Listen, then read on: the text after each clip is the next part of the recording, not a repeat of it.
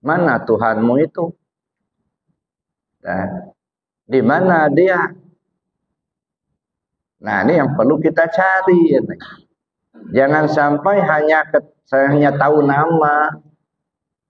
Tahu nama, tak tahu siapa yang punya nama. Nah, disinilah kelemahan kita umat Islam. Tahu nama Tuhan. هل أتى على الإنسان حين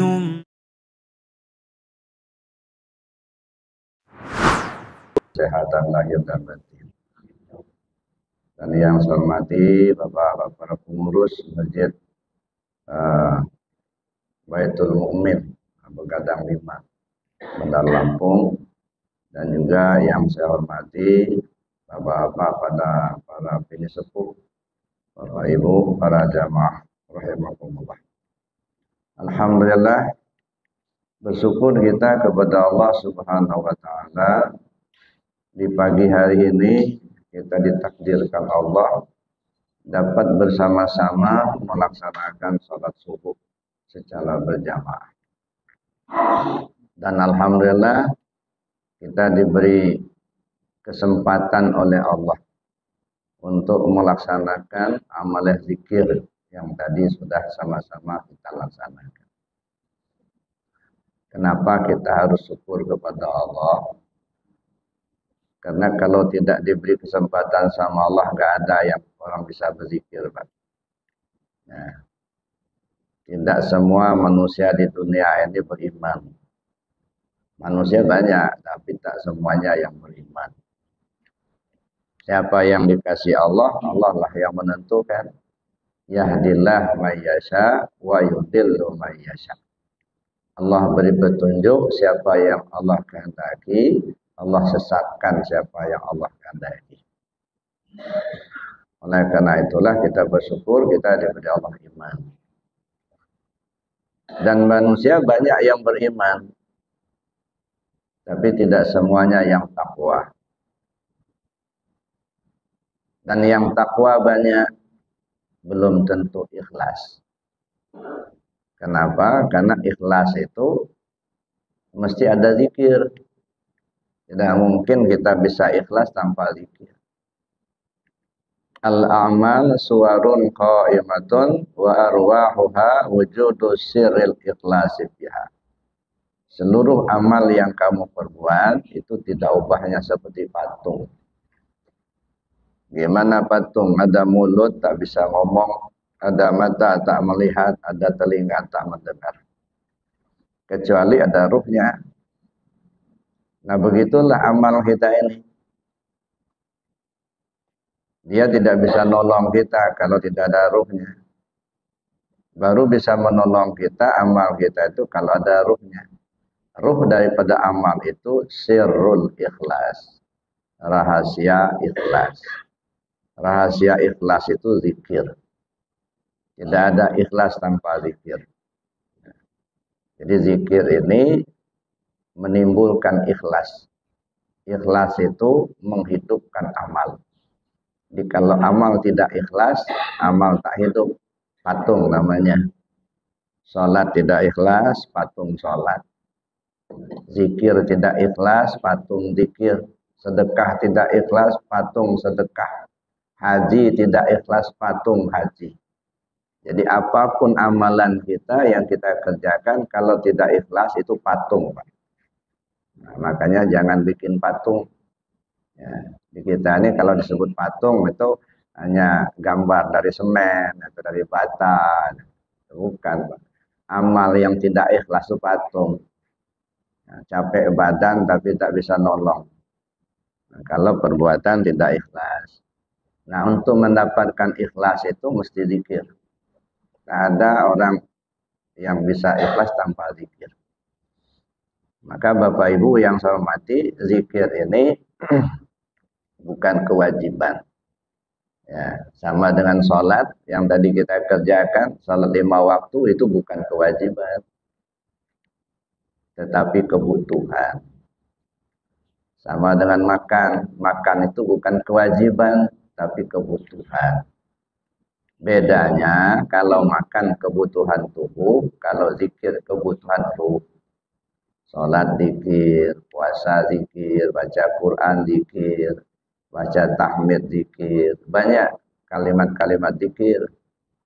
Tapi dari sekian banyak kalimat zikir, afdalu zikir fa'alam annahu la ilaha illallah. Itulah kalimat zikir yang teragung. Ma qultu ana min nabiyina min qabli la ilaha illallah.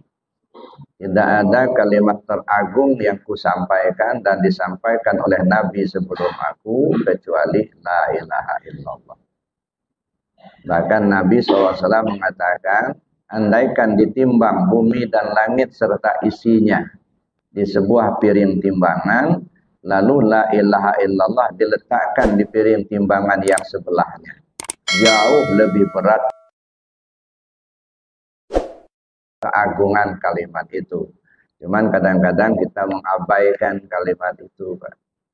Padahal kalimat itu kalimat teragung di dunia. Jadi semua kalimat yang keluar dari lisan hamba, kalimat yang teragung itu adalah la ilaha illallah. Makanya Nabi SAW mengatakan, jaddidu imanakum. Kaifa nujaddidu imanana ya Rasulullah? Bagaimana caranya ya Rasul kami perbaharui iman kami, kata para sahabat. Lalu Nabi menjawab, faksiru bizikri la ilaha illallah. Kalian mesti banyak-banyak subharu iman, itu adalah banyak-banyak sebut kalimat la ilaha illallah. Bahkan kalimat la ilaha illallah ini merupakan jaminan masuk surga. Nah, tidak ada yang bisa masuk surga tanpa la ilaha illallah. Ya. Maka disebutlah la ilaha illallah itu miftahul jannah, kunci pembuka surga. Nah, kalau tak punya kunci, nggak bisa dibuka. Walaupun duit kita banyak, suami yang pegang barang kasnya, tapi kalau kunci dipegang istri, tak bisa buka kita. Kalau enggak istri yang izinkan. Nah, jadi itu Bapak Ibu. Jadi la ilaha illallah itu kalimat teragung. Bahkan dalam riwayat yang lain, Rasul mengatakan, man qala la ilaha illallah akhiru kalamihi dakhalal jannah. Siapa orang yang akhir kalamnya la ilaha illallah, dia masuk surga. Mungkin ada yang komplain. Kalau begitu gampang banget masuk surga. Ucapkan aja la ilallah kalau mau mati. Walaupun tidak sholat, tidak puasa. Ya, masuk surga. Enggak begitu memahaminya Bapak Ibu. Ini tawaran sulit, bukan tawaran murahan. Saking sulitnya menghadirkan kalimat la ilaha illallah bagi orang yang akan meninggal. Kalau bisa hadiah surga. Itu saking sulitnya. Makanya kata Nabi, matanas bima ya'isubih. Manusia mati sesuai kebiasaan. Nah ini artinya isyarat bahwa Nabi menyuruh kita untuk membiasakan dulu nyebut kalimat la ilaha illallah semasa kita masih sehat. Kalau sudah terbiasa lidah ini menyebut la ilaha illallah, insya Allah akan meninggal pun menyebut kalimat la ilaha illallah. Tapi kalau masih sehat begini udah nggak biasa nyebut la ilaha illallah, apalagi kalau sudah benci dengan zikir la ilaha illallah, nah awas hati-hati. Ya. Ada dulu kisahnya ya, terjadi kepada seseorang. Dia benci betul kalau sudah mendengar zikir la ilaha illallah. Ngomel-ngomel kemana-mana. Allah tuh nggak tuli lah itu. Nggak ada dasarnya, nggak ada ayatnya, nggak ada hadisnya, macam-macam lah. Ya. Pada akhirnya apa yang terjadi Bapak Ibu? Masya Allah, diubuk-ubuknya kotorannya, lalu kemudian meninggal di WC dengan mulut terjulur. Nah, makanya saya bilang tadi, hati-hati kalau sudah tidak senang dengan zikir la ilaha illallah. Karena ini zikir ini merupakan tanda Alamatu hubbillah, hubbi zikrillah. Wa alamatu ghadbillah, ghadbi zikrillah. Tanda orang cinta kepada Allah, senang zikir. Tanda orang benci kepada Allah, benci kepada zikir. Kalau orang sudah benci sama zikir, itu tandanya dia benci sama Allah. So zikir itu bukan punya kita kan pengamal. Zikir itu kan punya Allah. Nah, jadi karena itu Bapak Ibu yang saya hormati, kita bersyukur kepada Allah Subhanahu wa taala. Kita masih diberi kesempatan, diberi petunjuk oleh Allah sehingga kita mau melaksanakan amal zikir. Orang yang tergerak hati akan zikir itu merupakan pilihan, dipilih oleh Allah. Siapa yang akan diselamatkan? Yahdillah may yasha wa yudillu may yasha. Allah beri petunjuk siapa yang Ia kehendaki, Allah sesatkan siapa yang Ia kehendaki. Jadi ketika kita tergerak hati kita mau belajar zikir, tergerak hati kita mengamalkan zikir, itu bukan kebetulan, tapi pilihan. Nah, dipilih oleh Allah siapa yang akan diridhai oleh Allah, siapa yang akan diselamatkan oleh Allah. Maka ketika hati kita tergerak mau belajar zikir, hati kita tergerak mau mengamalkan zikir, bersyukurlah kepada Allah. Karena kita termasuk yang dipilih oleh Allah untuk diselamatkan. Bapak Ibu yang saya hormati, ada dua zikir yang tadi kita laksanakan. Yang pertama, zikir dengan ucapan lisan, yaitu dengan kalimat La ilaha illallah. Yang kedua, zikir dengan sebutan hati. Dua ini. Nah, bagaimana setiap selesai sholat, paling tidak dua ini kita biasakan. Biasakan lisan dengan nyebut La ilaha illallah. Biasakan hati dengan menyebut zikir ismuzat. Kenapa harus dua itu? Pertama, karena disuruh oleh Allah dan Rasul. Itu yang pertama. Karena memang diperintah. Ya kan? Rasul sudah katakan, tadi hadisnya saya sebut, jaddidu imanakum bikasrati qawli la ilaha illallah. Perbaharui imanmu dengan banyak menyebut kalimat la ilaha illallah. Ini perintah Rasul. Jadi artinya ketika kita berzikir dengan kalimat la ilaha illallah dengan bilangan yang banyak, itu merupakan pelaksanaan dari ajaran junjungan kita Nabi besar Muhammad sallallahu alaihi wasallam dalam rangka kita memperbaharui iman kita. Itu yang pertama. Yang kedua, Allah sendiri yang perintah langsung. Bismillahirrahmanirrahim. Wazkur rabbaka fi nafsik tadarruan wa khifatan wa dunal jahri minal qawli bil ghudwi wal asal wa la takum minal ghafilin. Sebut nama Tuhanmu melalui hatimu. Wazkur rabbaka fi nafsik. Ingat Allah, ingat Tuhanmu pakai hati. Sebut nama Allah pakai hati. Tadarruan wa khifatan. Dengan rasa rendah diri, rasa takut kepada Allah. Wa dunal jahri minal qaul. Jangan bersuara keras. Nah, ini ayat ini bukan melarang zikir bersuara keras. Ini jangan salah paham. Ya. Ayat ini menyuruh kita zikir pakai hati. Nah, ketika zikirnya pakai hati, ya jangan bersuara. Kalau bersuara bukan pakai hati, namanya pakai lisan. Nah, tapi ayat ini menyuruh kita zikirnya pakai hati. Wazkur rabbaka fi nafsik. Sebut nama Tuhanmu pakai hati. Dengan rasa rendah diri, rasa takut kepada Allah. Wadunal jahri minal qaul. Jangan bersuara keras. Bil ghudu wal asal. Pagi, sore, siang, malam, sehat, sakit, lapang, sempit. Di darat, di laut, di udara, sendirian atau bersama orang lain. Pokoknya zikir dalam hati. Wala takum minal ghafilin. Kamu jangan sampai lalai, kata Allah. Sedetak jantung, sehembus napas tak ingat Allah, itu namanya lalai. Jangan lalai. Ini Allah yang peringatkan. Ya. Jangan lalai. Sebab begitu kita lalai, iblis masuk. Sebab iblis itu selalu berusaha untuk mencari teman sebanyak-banyaknya untuk menghuni neraka. Dan itu sudah komitmen iblis itu. Ketika dulu Allah perintahkan kepada para malaikat dan iblis untuk sujud kepada Adam, fasajadu illa iblis. Seluruh malaikat bersujud kecuali iblis.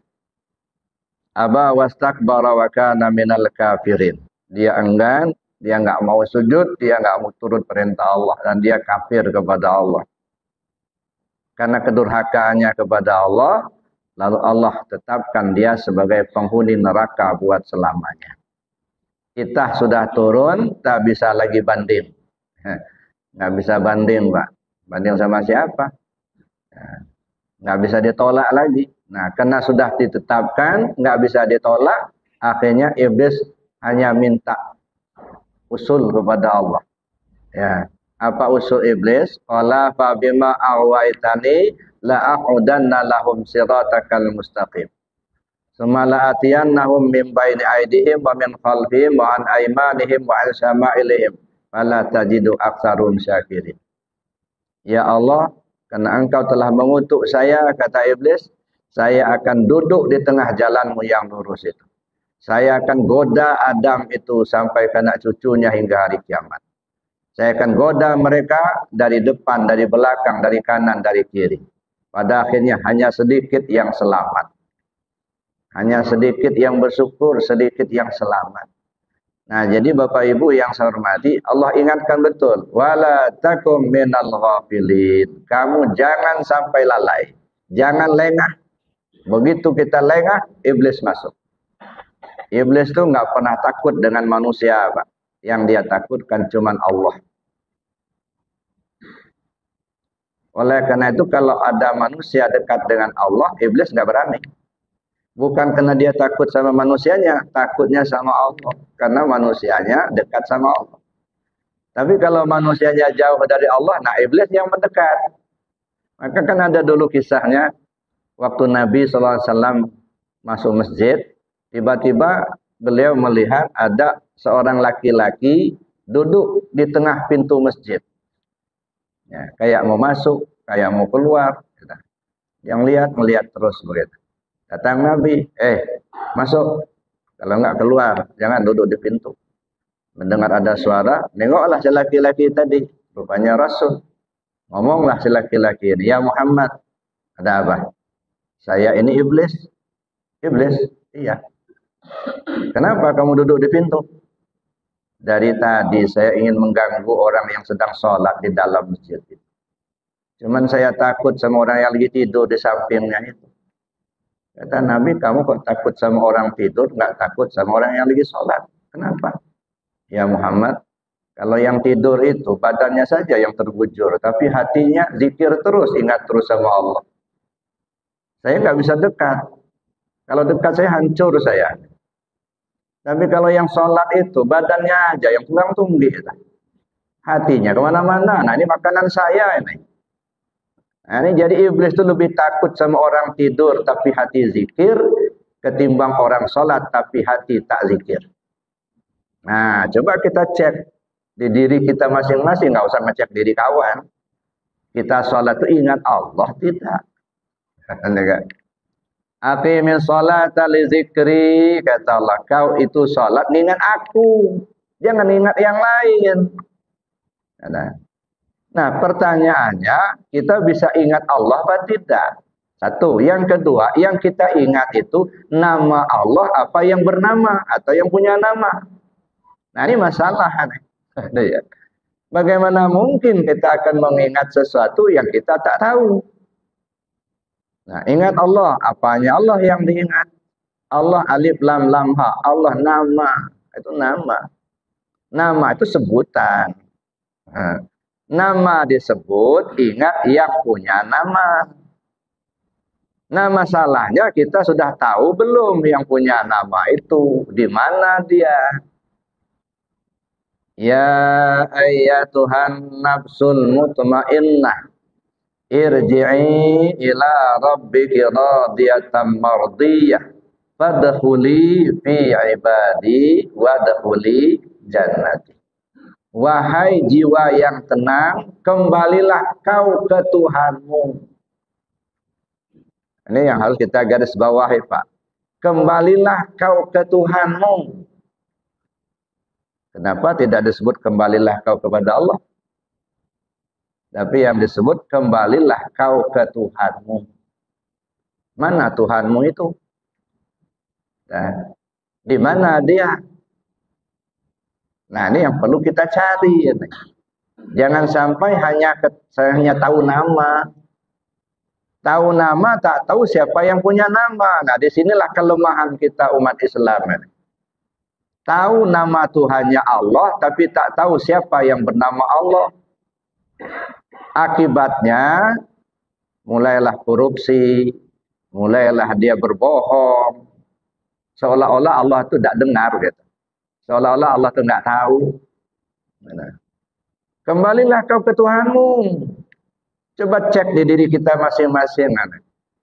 Kita punya Tuhan masing-masing, Pak.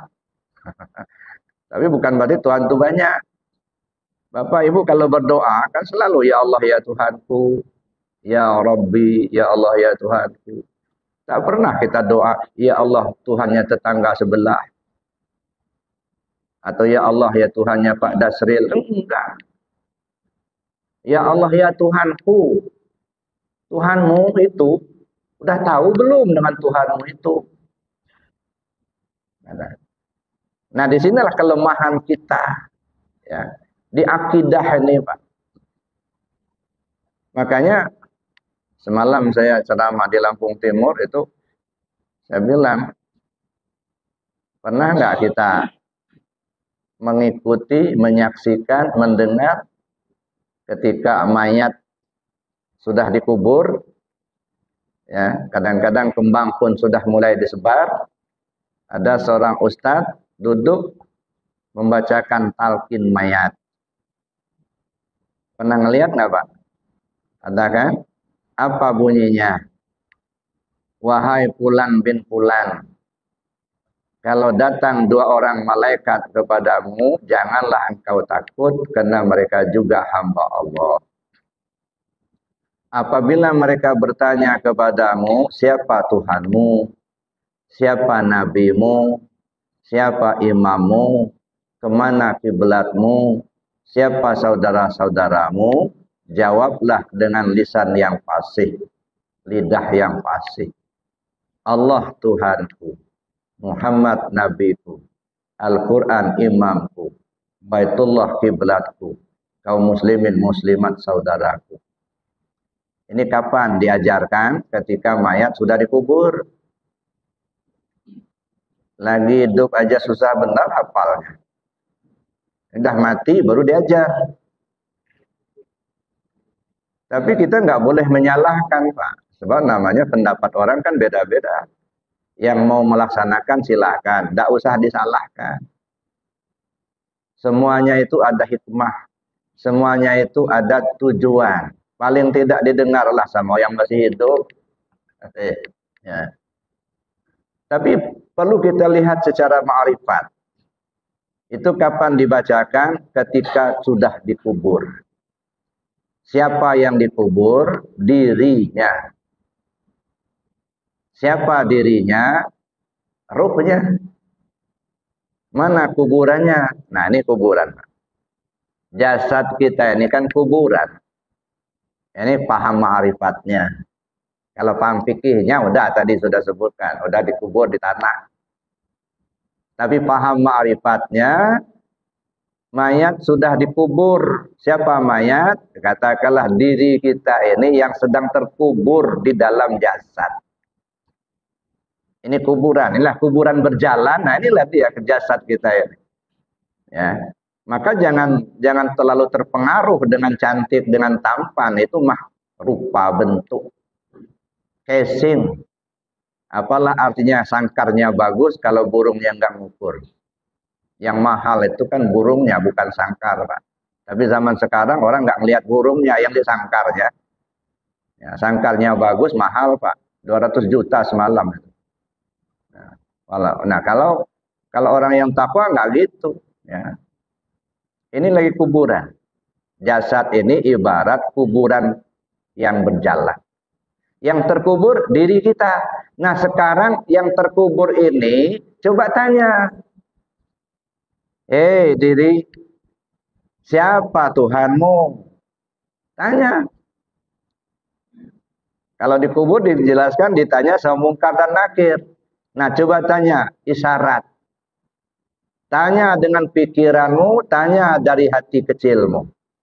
Benar enggak kau bertuhan sama Allah? Jawab dengan lisan yang fasih, dengan keyakinan yang benar. Allah Tuhanku. Benarkah? Kau sudah kenal sama Tuhanmu? Kau sudah tahu sama Tuhanmu? Kau sudah ketemu sama Tuhanmu? Harus ketemu, Pak. Jadi kita bertuhan tidak ilusi, tidak angan-angan.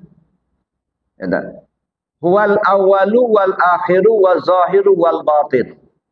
Dia yang awal tiada permulaan, dia yang akhir tiada kesudahan. Dia yang zahir, dia yang batin. Man kana fi hadhi a'ma wa huwa fil akhirati a'ma wa adalla sabila. Siapa orang yang buta tentang Allah di dunia ini, di akhirat pun dia buta. Enggak kenal Allah di sekarang di dunia, di akhirat jangan harap akan kenal Allah. Tak ketemu Allah sekarang di dunia, jangan harap ketemu Allah di akhirat. Makanya diingatkan betul sama Allah. Wala tamutunna illa wa antum muslimun. Tamut itu mati, mati itu ajal. Jangan sampai ajalmu tiba, kamu belum selamat pulang ke Allah. Selamat dulu kita pulang ke Allah, nah baru ajal kita tiba, baru mati. Banyak orang yang sudah pulang tapi tak kembali, Pak. Banyak yang sudah kembali tapi belum pulang. Inna lillahi ibadan jasadu fil ardi wa ruhuhu tahtal arsi. Allah punya banyak hamba yang jasadnya lagi di bumi tapi ruhnya sudah ke aras. Ini orang yang sudah kembali tapi belum pulang. Yang pedagang masih jualan, yang pegawai masih ngantor, yang petani masih ke sawah ke ladang, tapi ruh sudah di aras. Ini orang sudah kembali tapi belum pulang, waktunya belum sampai. Tapi banyak yang sudah pulang tapi tak kembali. Gentayangan. Nah, ini jangan sampai seperti itu. Maka diingatkan betul oleh Allah. Wala tamutunna illa wa antum muslimun. Jangan sampai kamu mati, kamu belum selamat pulang ke Allah. Saya kira ini yang penting pertama kali, Pak. Kenali Allah Tuhanmu itu. Tanya di sini. Siapa Tuhanmu? Allah Tuhanku. Jawab dengan keyakinan yang benar. Akal bertanya, hati menjawab. Hati bertanya, akal menjawab. Oleh karena itu Bapak Ibu yang saya hormati, maka yang saya sampaikan, tugas utama manusia turun ke dunia ini bukan untuk ibadah. Tugas utama manusia turun ke dunia untuk mengenal Allah. Ana kanzan makhfiya fa uhibbu an u'rafa fa khalaqtul asya' liya'rifuni. Saya ini, kata Allah, perbendaharaan yang tersembunyi. Saya senang untuk dikenali. Maka ku jadikanlah makhluk ini supaya mereka mengenal aku. Itu tujuan utama. Bukan untuk ibadah, tapi untuk mengenal Allah. Maka timbullah istilah dalam ilmu tauhid, la yasihul ibadah illa bima'rifatil ma'bud. Tidak sah ibadah tanpa mengenal siapa yang dia sembah. Tunggang tunggiklah kita sholat. Kalau nggak kenal siapa yang kita sembah, payah badan, tapi tak ada hasil. Ya, jadi Bapak Ibu yang saya hormati, gitu ya. Makanya di dalam Islam kita mengenal ada 4 bidang ilmu. Itu yang kita jelaskan di awal pertama kita ngaji dulu. Ya, ada ilmu syariat, ada ilmu tarekat, ada ilmu hakikat, ada ilmu ma'rifat. Ada yang nggak suka dibagi-bagi, ya terserah. Ya, nah? Tapi itulah kenyataannya. Kenapa harus 4 itu bidang ilmu? Karena diri kita ini 4 lapis, Pak.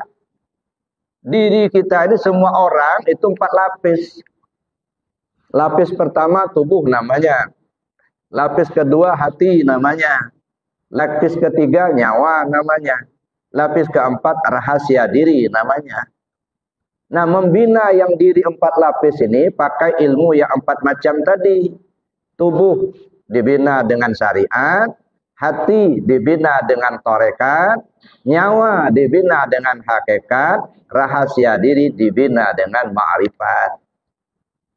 Nah, kalau disimpulkan syariat dan tarekat ini ilmu syariat. Hakikat dan ma'rifat ilmu hakikat. Maka ilmu syariat dan hakikat zahir dan batin. Ada orang, ya pokoknya saya mau syariat aja, yang rajin aja sholat, berbuat baik aja sama orang, nggak maulah belajar hakikat-hakikat. Ya sudah, silahkan aja. Cuman itu baru kenal hukum.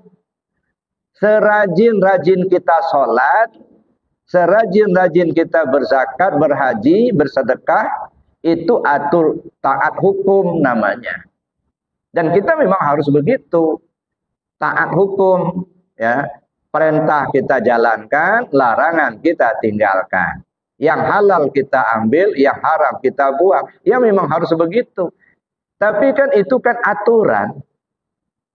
Makanya syariat itu apa? Ruang lingkup syariat itu semua ucapan dan perbuatan. Itu syariat semua itu, Pak. Nah, ini namanya ilmu kulit. Orang bilang ilmu syariat itu ilmu kulit. Kenapa disebut ilmu kulit? Karena yang kulit itu kan itu yang kelihatan, Pak. Isi nggak kelihatan. Makanya Islam, iman, dan ihsan, 3 macam ini 3 serangkai yang tidak bisa ditinggalkan salah satu, Pak. Tinggal salah satu, rusak yang lain. Islam, iman, ihsan. Nah, ini ibarat kulit. Islam itu ibarat kulit. Kenapa? Karena aturan. Maka kalau kita bicara syariat, tidak pernah lepas. Sah, batal, halal, haram, dosa, pahala. Ujung-ujungnya surga, neraka. Itu aja. Maka bisa ketahuan. Kalau orang duduk di syariat, bicaranya itu aja. Dosa, pahala, surga, neraka, sah, batal, halal, haram. Nah ini ilmu kulit.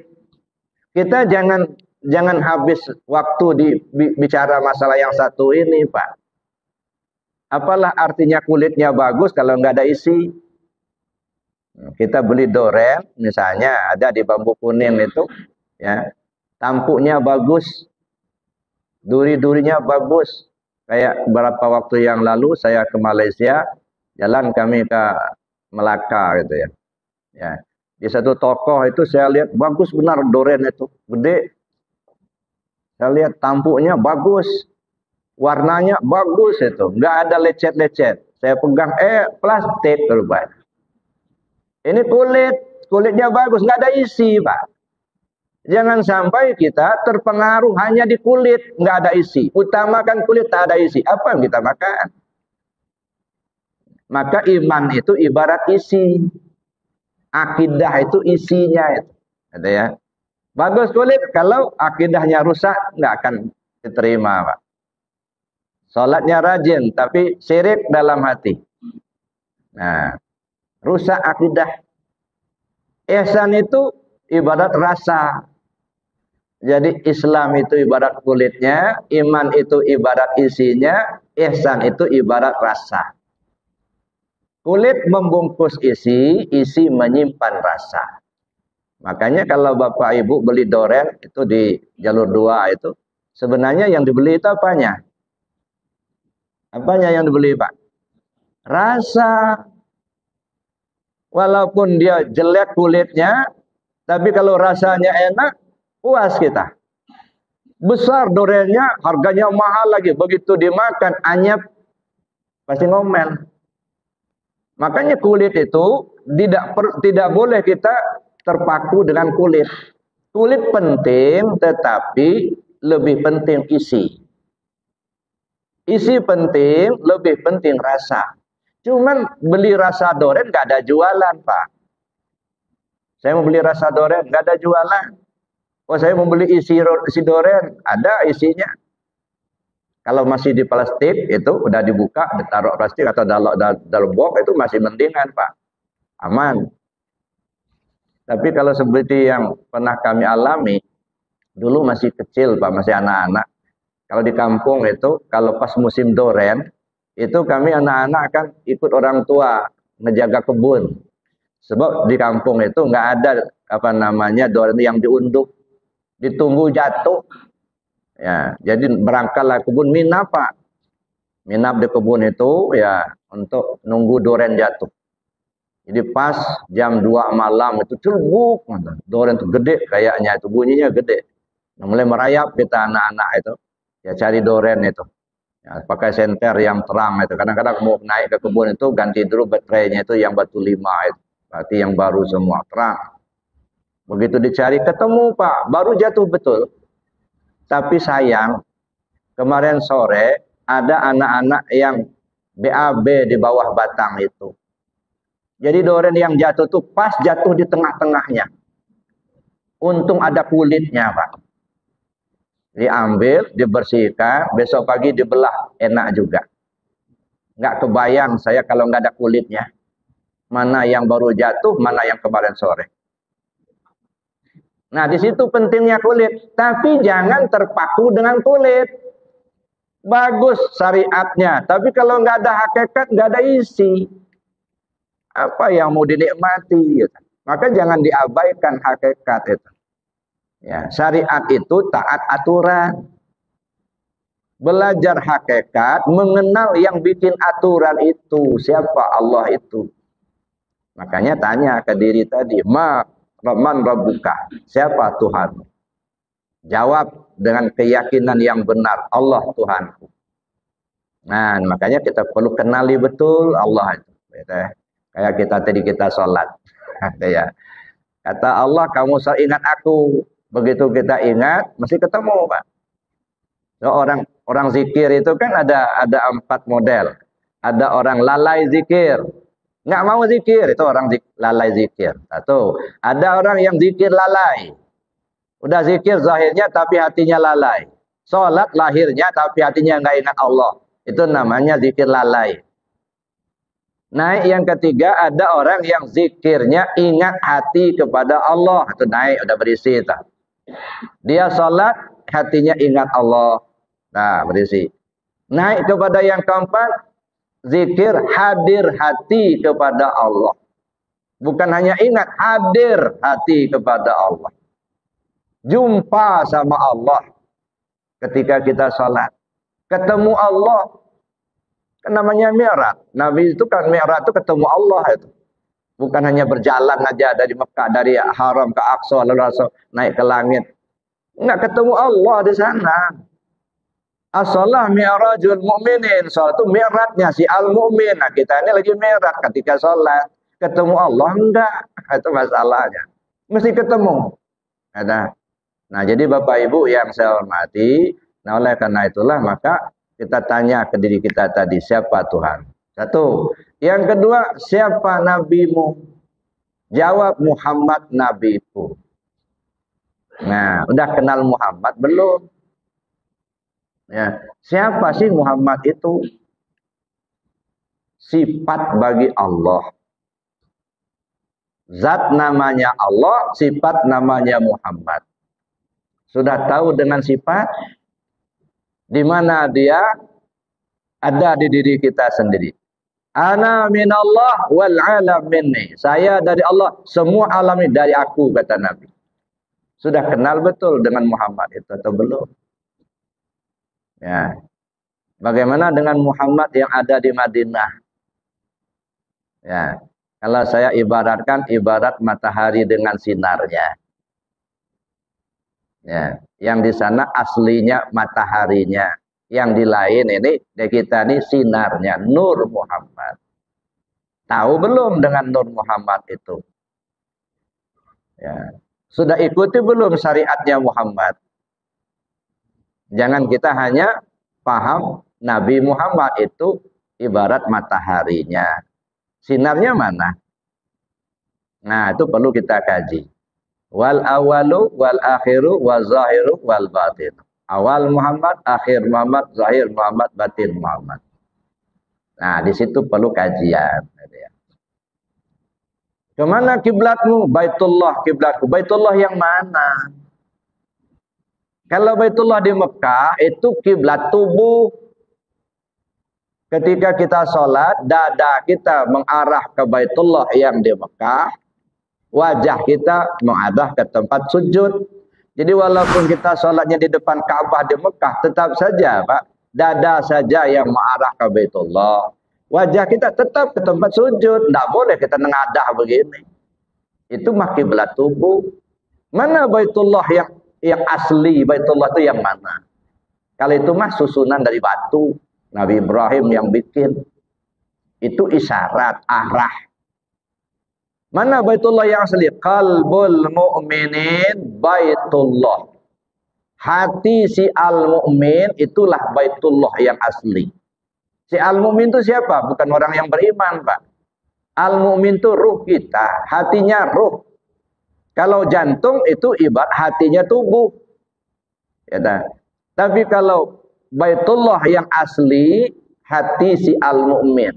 Qalbul mu'minin Baitullah. Hati si al-mu'min itu Baitullah. Sudahkah menghadap ke situ? Setiap kita berbuat, setiap kita bekerja, menghadap kiblat apa tidak? Ya. Ketika kita melakukan satu tindakan, satu perbuatan, menghadap kiblat apa tidak? Nah, makanya kalau istilah orang tua kita dulu, tanya kepada hati nuranimu, itu menghadap kiblat. Banyak kita ini nggak hadap kiblat, enggak. Nah, ini sebentar lagi kita pemilu itu, menghadaplah ke kiblat itu. Tanya sama hati nurani sendiri. Jangan sampai kita nggak menghadap kiblat. Nggak diterima nanti kalau nggak menghadap kiblat. Kata ya. Nah, tanya ke hati. Nah, sudahkah semua tindakan kita menghadap ke situ? Menghadap ke Allah, ingat ke Allah. Nah, jadi Bapak Ibu yang saya hormati, kita kembali kepada awal yang saya sebutkan tadi. Yang perlu kita biasakan ada dua zikir. Yang pertama zikir jahar dengan lisan, dan yang kedua zikir dengan hati. Kenapa harus dua? Karena ketika orang akan meninggal itu dua ini alatnya, Pak. Kalau lidah masih fasih, ucap la ilaha illallah. Tapi saatnya lidah keluh, tak bisa ngomong lagi. Ibarat kata orang, tinta kering, pena patah, kertas pun sudah robek. Tak ada yang bisa ditulis. Lidah sudah keluh, pikiran sudah tak menentu. Yang diingat sudah lupa. Apalagi yang mau disebut? Nggak ada sebutan. Ini sudah nggak bisa dipakai. Di kendaraan ini sudah akhir. Pakai apa kita berangkat? Pakai yang di dalam. Zikir hati. Itu tujuan kita latih hati kita dengan zikir. Nah, kalau ini nggak pernah dilatih, lidah tak pernah dilatih, itu pun sudah tak bisa dipakai lagi, sudah akhir. Sudah keluh. Hati tidak pernah dilatih zikir, pakai apa? Kita nyebrang. Begitu keluar dulu dari tubuh, dilihat langit tak bertiang, dilihat laut tak bertepi. Terang lebih terang dari matahari, tapi tak tahu arah dari mana. Kemana diri akan dibawa. Nah, itu kalau sudah keluar. Ketika mau keluar, apa kendaraan kita untuk menyeberang? Ini hati. Maka saya bilang, ada 4 hal yang perlu kita siapkan. Ya, sama-sama kita mencari. Yang pertama, siapkan kemana kita pergi sesudah mati. Harus jelas dulu alamat, Pak. Ya, bukan ke sorga, bukan. Sorga itu kenikmatan. Sorga itu makhluk Allah. Kenapa kembali ke makhluk? Nggak boleh. Ya, kembali kita kepada Allah. Inna lillahi wa inna ilaihi raji'un. Jadi sorga yang sebenar-benar sorga itu bukan yang ada bidadarinya, bukan. Sorga yang sesungguhnya kembalinya diri kita ke Allah. Itulah sorga yang hakiki. Kalau sudah kita temui itu, yang lain pasti dapat memang. Nggak usah diminta, pasti dikasih sama Allah. Cari alamat kemana kita pergi sesudah mati. Yang kedua, pelajari rute jalan yang akan dilalui. Mana rute jalannya? Kata orang yang ahlinya, ada 4 alam yang akan dilewati. Alam ruhiyah, alam siriyah, alam nuriyah, alam uluhiyah. Ibarat jalan di dunia ini dikatakan terjal, sangat terjal.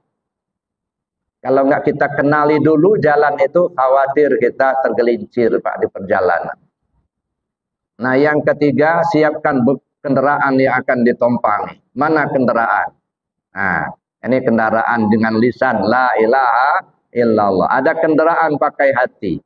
Ada lagi kendaraan satu pakai ampas. Jadi ada kendaraan darat, ada kendaraan laut, ada kendaraan udara.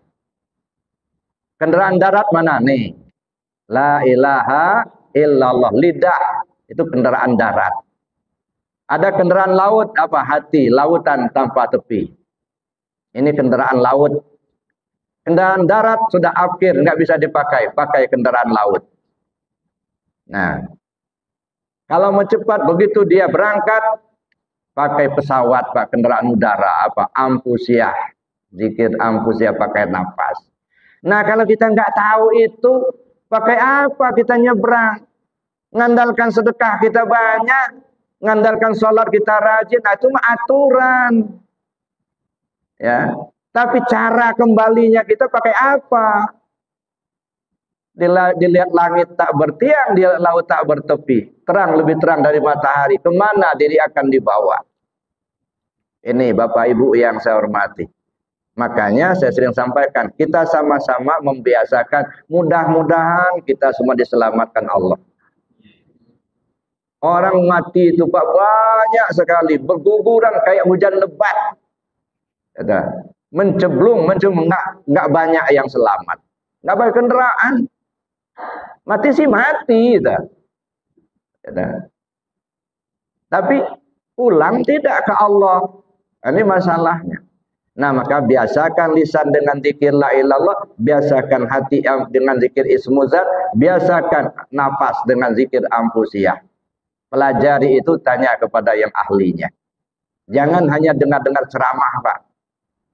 Ini ceramah itu hanya memberitahu saja, memotivasi. Tapi untuk belajar betul cari guru. Ya, orang belajar tanpa guru setan jadi gurunya. Cari guru dulu, bimbingan supaya kita selamat, usul ke Allah. Ya, nah, maka saya bilang ke jamaah kemarin saya ceramah subuh itu. Udahlah kita ini udah tua-tua Pak sebenarnya. Ya, nah. Coba mindset kita itu hindarkan dulu, tinggalkan dulu kepada pahala-pahala itu. Ya, itu mah janji Allah, nggak usah diminta, pasti dikasih kok itu. Yang kita kejar sekarang gimana kita kembali ke Allah. Itu dulu yang kita utamakan dulu. Cari jalan. Waktu sangat singkat. Ya. Waktu tidak ada lagi, waktu bermain-main, nggak ada ketawa terbahak-bahak lagi. Waktu sangat singkat. Hidup ini bagaikan kedipan mata. Sekedar mengedipkan mata itu hidup. Hidup dunia ini. Jadi kalau salah kita menempuh jalan, celaka sepanjang masa. Nah yang keempat, siapkan bekal yang akan dibawa. Apa itu? Kebaikan yang kita lakukan selama hidup kita. Makanya kata Nabi, khairun nas ampa'uhum linnas. Sebaik-baik manusia yang banyak memberi manfaat buat orang lain. Kebaikan yang kita lakukan. Mudah-mudahan kita diberi petunjuk oleh Allah Subhanahu wa taala. Amin. Allahumma amin. Bapak Ibu yang saya hormati, karena kita dibatasi oleh waktu, materi saya cukupkan demikian. Namun sebelum diakhiri, kalau memang ada yang mau tanya silahkan.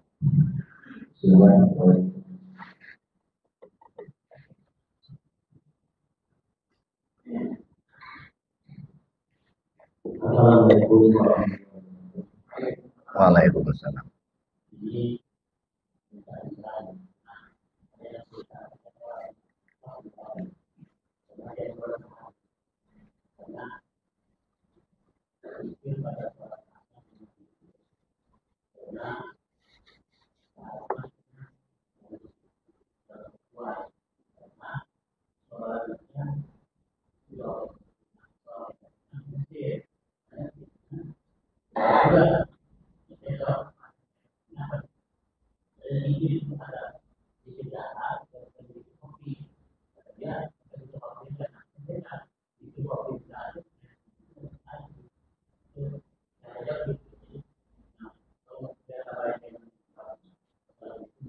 Enggak, yang ditanyakan apa?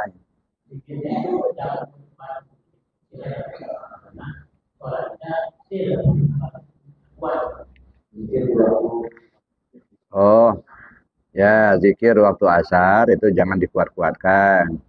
Karena sholat aja itu disirkan, kan gitu ya. Pertama, Bapak Ibu, kita ini kan melaksanakan ibadah mengikuti tuntunan Rasulullah.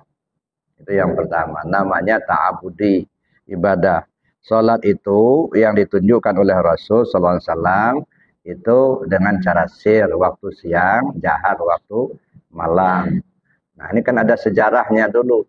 Nah kenapa harus disirkan kepada siang? Karena zaman itu ya orang-orang kafir kan tak senang sama orang yang Islam. Jadi kalau ketahuan ada orang yang sholat itu malah mau dibunuh sama orang kafir. Nah makanya di siang hari disirkan karena sahabat-sahabat kan masih berusaha bekerja dengan aktivitasnya masing-masing.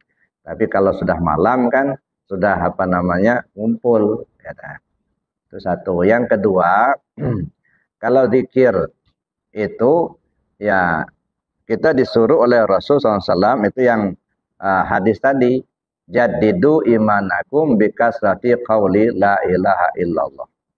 Perbarui imanmu dengan banyak menyebut kalimat la ilaha illallah. Tidak ditentukan waktunya kapan. Apa nyebutnya itu? Kalau nyebut kan dengan lisan itu bersuara, Pak. Ya, jadi jadidu imanakum bikasrati qaul. Qaul itu kan artinya berucap. Nah, kalau berucap kan itu bersuara. Kapan kita sebut tidak dijelaskan. Apa siang, apa malam. Artinya karena tidak dijelaskan berarti meliputi semua waktu, baik malam maupun siang. Maka oleh karena itu di siang hari pun walaupun sudah di sholat asar yang sir, tetap saja zikirnya dijaharkan ketika zikirnya dengan zikir jahar. Kenapa? Karena Nabi menyuruhnya tidak dibatasi oleh waktu. Tapi kalau sholat kan memang ada ketentuan dibatasi oleh waktu. Siangnya disir, malamnya dijahar. Itu sholat. Tapi kalau zikir nggak ada batasan dengan waktu. Ya, jadi jadidu imanakum bikasrati qauli la ilaha illallah. Kapan?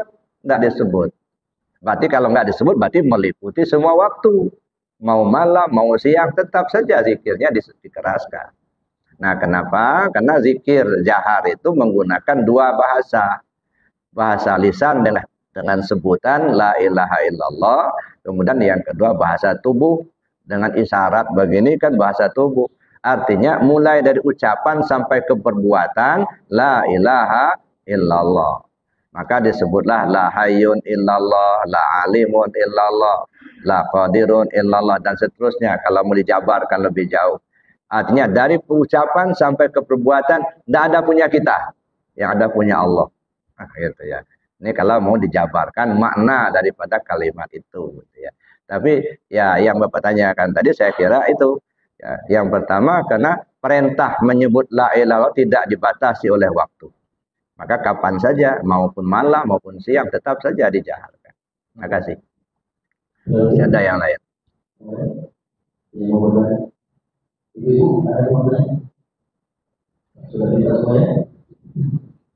Ya. Mana Pak Haji? Waktu kita sholat. Ya. Menghilangkan ayat pikiran di luar waktu sholat itu bagaimana? Ingat janji dengan orang di sini, janji bagaimana supaya kita enggak kusuk yang sholat itu bagaimana? Harus lengkap ilmu tentang sholat. Nah, harus lengkap Pak. Pertama pemahaman kita sholat itu yang mana? Satu. Nah, lalu kita pahami yang bersolat itu siapa? Kita apa bukan? Nah, itu yang kedua. Nah, kemudian tata cara sholat. Ya, kita pahami dulu. Sudah paham belum makom takbir yang 4? Ihram, mi'raj, munajat, tubatil. Mana yang ihram, mana yang mi'raj, mana yang munajat, mana yang tubatil. Itu ilmu tentang sholat. Lalu kemudian kiblat yang 4. Ya, kiblat tubuhnya kemana, kiblat hati kemana, kiblat nyawa kemana, kiblat rahasia diri kemana. Kalau betul-betul ilmu tentang sholat kita pahami dan kita pakai, nggak ada kesempatan melihat yang lain, Pak. Sibuk benar. Makanya rukun salat yang 13 itu ya ada takluknya. Yang rukun fi'li takluknya kepada basar, yang rukun qauli takluknya kepada sama. Yang rukun qalbi takluknya kepada ilmu. Udah paham belum takluknya ini? Nah, makanya sering sekali yang seperti yang Bapak tanya, kenapa ilmu tentang sholatnya nggak lengkap? Yang kita pahami sholat cuma berdiri, ruku, tidak sujud itu aja. Enggak, Pak. Itu mah pekerjaan tubuhnya. Ya, nah, yang sholatnya yang mana? Makanya dalam Al-Quran disebutkan ada 3 jenis sholat itu. Ada sholat fi awqatiha, ini syariat nih. Ini berdiri, ruku, tidak sujud. Nah, itu sholat pada waktunya. Ini namanya sholat syariat. Ya. Yang saya bilang tadi ilmu kulit. Syariatnya ya begitu. Gitu ya. Nah, tapi hakikatnya sholatul wusta yang di dalam. Wusta mana? Pertengahan. Kenapa pertengahan? Diri kita ini ibaratnya bagi 3, Pak. Dari leher ke atas, ini satu bagian. Leher sampai ke pinggul, pinggul sampai ke kaki. Nah, itu 3 bagian. Nah, yang di tengah, mana yang tengah? Ya tubuh ini. Ada apa di sini? Ada jantung. Jantung itu apa? Lambang hati. Kalau begitu yang sholatnya mana? Ingat hati ke Allah. Sudah terlatih belum hati ini ingat ke Allah? Kalau belum terlatih ya nggak bisa. Ada. Bagaimana kita mengingat Allah? Allah saja yang kita nggak kenal. Gimana mau mengingatnya? Nah, makanya sholat itu sendiri kadang-kadang itu tadi. Badannya sholat tapi hatinya kemana-mana. Hatinya nggak sholat, ini yang saya katakan, kulitnya bagus tapi kosong melompong. Payah badan hati susah. Perasaannya sudah rajin betul ibadahnya tapi kosong. Ya, bawa kupung. Kelapa kupung. Nggak ada isi. Nah, ini jangan sampai seperti itu, Pak. Maka sering saya sampaikan itu bahwa jangan terpaku dengan syariat saja. Masih banyak yang kita bongkar di diri kita ini. Benahi hati, benahi rasa. Islam, iman, dan ihsan. Maka saya bilang tadi, serajin-rajin kita sholat. Katakanlah, sholat di awal waktu, tidak pernah tinggal gitu kan. Fasih bacaannya, tumakninahnya lama. Bagus, itu hukum, itu aturan. Taat aturan namanya. Di dalamnya berisi enggak gitu. Ini masalahnya. Maka disebut kita menyembah Allah. Salat kan kita pahami menyembah Allah. Nah, sekarang kita bertanya, apa Allah itu butuh disembah? Allah nggak butuh disembah. Orang sedunia ini nyembah Allah, Allah nggak untung nggak? Sedunia ini nggak ada yang nyembah Allah, Allah nggak rugi. Innallaha la ghaniyun 'anil 'alamin. Allah Maha Kaya, dia nggak butuh dari alam ini. Ya. Nah, tapi kita katakan kita menyembah Allah. Nah, yang kita persembahkan sama Allah itu apa? Apa yang kita persembahkan sama Allah? Isinya apa? Ini kadang-kadang nggak berisi itu tadi lah. Ya, kita menyembahlah yang kita persembahkan sama Allah. Apa yang kita persembahkan? Mana isinya? Isinya 4. Islam, iman, tauhid, ma'rifat. Berisi tidak. Maka sebenarnya kalau ilmu tentang sholatnya lengkap, nggak ada kesempatan kita untuk mikir yang lain, Pak. Tapi karena ilmu tentang sholatnya belum lengkap, maka kemana-mana pikirannya nggak berisi. Ya, karena ruangan kosong, lalu yang isinya yang lain begitu. Tapi kalau ruangan terisi semua, yang lain nggak bisa masuk, Pak. Tapi karena ada ruang kosong di diri kita tadi, maka ya masuklah yang lain, godaan-godaan tadi. Maka ingatlah kita dengan jemuran, ingatlah tempe goreng, ingatlah kita utang belum bayar. Nah, karena itu tadi ilmu tentang sholat tidak lengkap. Maka cari tentang ilmu tentang sholat. Terutama ini, pertama makom takbir. Ya, makom takbirnya apa? Ihram, mi'raj, munajat, tubadil. Kapan ihram, kapan mi'raj, kapan munajat, kapan tubadil. Yang kedua, arah atau kiblat. Kiblat 4, kiblat tubuh kepada siapa kiblat tubuh? Ke Baitullah. Kiblat hati kemana? Ke Sirullah. Kiblat nyawa kemana? Aras Allah. Kiblat rahasia kemana? Kepada Nurullah. Nah, kaji itu tanya sama yang ahlinya. Nah, kena ilmu tentang sholatnya nggak lengkap, maka terjadilah itu tadi. Gitu ya. Ya banyak godaan-godaan, ya banyak yang kita ingat, yang tidak perlu kita ingat. Kadang-kadang jarum hilang ketemunya sedang sholat. Ya kira gitu Pak ya. Nah maka kita usahakan, kita belajar, kita cari sama yang ahlinya. Maka ini maaf bukan promosi Bapak Ibu ya. Di Arafah itu kita membimbing jamaah itu mulai dari fikih malam Senin 4 bulan fikih ibadahnya saja. Selesai fikih naik ke tauhid malam Selasa 4 bulan juga. Selesai tauhid naik ke malam Rebu tasawuf 1. Selesai tasawuf 1 naik ke malam Kamis tasawuf 2. Maka saya bilang ini kajinya cuman memahami 2 kalimat syahadat. Nah, 2 kalimat syahadat itu 5 tahapan. Pertama kita belajar cara mengucapkan, ilmunya ilmu tajwid. Ilmu tajwid itu ilmu syariat, maka kita belajar syariat, fikih. Yang kedua tahu cara mengamalkan 2 kalimat syahadat, ilmunya ilmu tarekat, belajar tarekat kita. Maka semua jamaah yang belajar ke Arafah harus menjadi pengamal zikir semua. Tidak ada artinya ilmu kalau nggak zikir sama Allah. Ya, ilmu apapun yang kalau tidak ingat kepada Allah akan hampa. Nah, jadi oleh karena itu kita belajar sambil kita berzikir, belajar zikir. Jadi belajar mengamalkan la ilaha 2 kalimat syahadat itu ilmunya ilmu tarekat. Belajar tarekat, belajar zikir, mengamalkan zikir. Maka di situ mesti belajar zikir. Yang ketiga kita belajar memahami isi 2 kalimat syahadat. Ilmunya ilmu tauhid. Nah, maka kita belajar ilmu tauhid di malam Selasa. 4 bulan lamanya. Selesai ilmu tauhid, kita belajar memahami posisi 2 kalimat syahadat. Kapan kita dalam posisi syahadat tauhid, kapan kita dalam posisi syahadat rasul. Ini ilmunya ilmu hakikat. Kita belajar hakikat. Yang kelima, belajar cara memakai 2 kalimat syahadat. Hidup yang akan dipakai, kok mati bisa ditumpang. Mana itu 2 kalimat syahadat? Ilmunya ilmu ma'rifat. Maka kita belajar di malam Kamis. Maka saya bilang sama jamaah, saya berharap selesai Bapak Ibu belajar di Arafah ini, tahu mana pakaian hidup, mana tumpangan mati. Di sini kita bukan cari pahala, tetapi kita ingin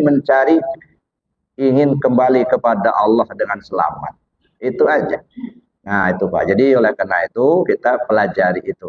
Ya insya Allah ya mudah-mudahan ya minta doanya. Sekarang lagi bangun itu pondok lansia. Ya, baru dibangun 12 kamar. Insyaallah bulan puasa nanti rencananya dimulai 10 hari sebelum puasa jamaah sudah masuk itu untuk riyadhah dan beramal atau zikir. Nah, kenapa kita buat itu? Karena banyak permintaan Pak. Kemarin datang dari Sulawesi. Mereka mau ngaji di Arafah tapi sayang tempatnya belum ada. Maka saya berpikir gimana cara supaya ada tempat. Banyak saudara kita dari jauh-jauh ingin belajar, cuman belum ada tempat.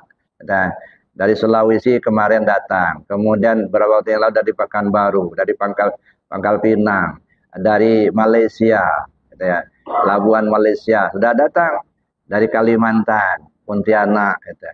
Beberapa waktu yang lalu ada 90 orang datang dari Kalimantan Pak ke Arafah. Jadinya kita sudah dari luar sudah banyak arah, cuman sayang kita dibatasi oleh biaya sehingga tempat tinggal mereka belum kita siapkan.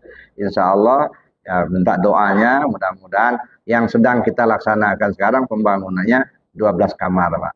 Nah, mudah-mudahan sebelum Ramadan sudah selesai sehingga bisa ditempati oleh para jamaah. Saya sebut itu adalah pondok pesantren lansia khusus untuk orang tua. Banyak yang minta yang sudah pensiun daripada tinggal di rumah berdua aja, ya udah kalau ada tempat sini kita bisa zikir bareng katanya dekat masjid itu. Nah, itu terobsesi untuk membuat itu karena ada harapan dari jamaah kita juga. Ya, saya kira demikian saja Bapak Ibu. Sekali lagi minta doanya mudah-mudahan Allah membukakan jalan supaya bisa terselesaikan dengan cepat. Insya Allah bisa dimanfaatkan oleh saudara-saudara kita yang ingin belajar. Saya kira demikian saja yang dapat sampaikan. Mari kita tutup dengan doa dan kafarat majelis. Bismillahirrahmanirrahim. Allahumma inni astaudi'uka ma 'allamtani wardudhu ilayya inda hajati wa la tansani ya rabbal alamin. Subhanakallahumma wa bihamdika asyhadu an la ilaha illa anta astaghfiruka wa atubu ilaik. Assalamualaikum warahmatullahi wabarakatuh. هل أتى على الإنسان حين